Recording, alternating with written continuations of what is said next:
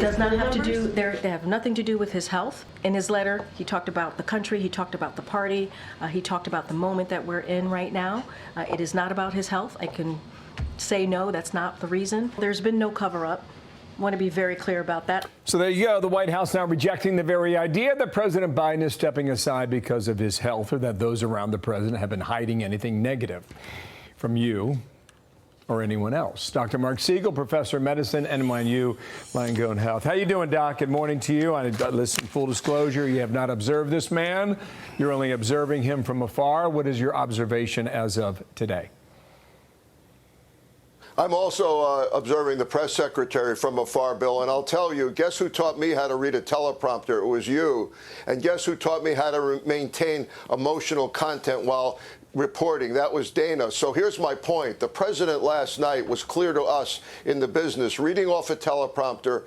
His eyes were not meeting the camera. He's quoting the Declaration of Independence woodenly, without emotion. And I feel, again, I have not examined him and I'm not there, but to me, he seemed depressed. And who wouldn't be under these circumstances? But to KJP's point that there's no health issue involved, there's nobody in America that believes that. We haven't heard from the president's doctor. I feel personally bad for the president. I feel compassion for him. But I'm really angry at the way the White House is handling this and not coming forward, not hearing from Kevin O'Connor, the president's doctor, not getting any details, because as you just pointed out to me, we got 6 months left with the president at the helm, presumably, and we got wars going on here, and we need a leader we can feel confident in. It isn't just about running for the next election. So you told Fox Digital late last night it's a very emotional time for him, and he is not showing it. What does that mean?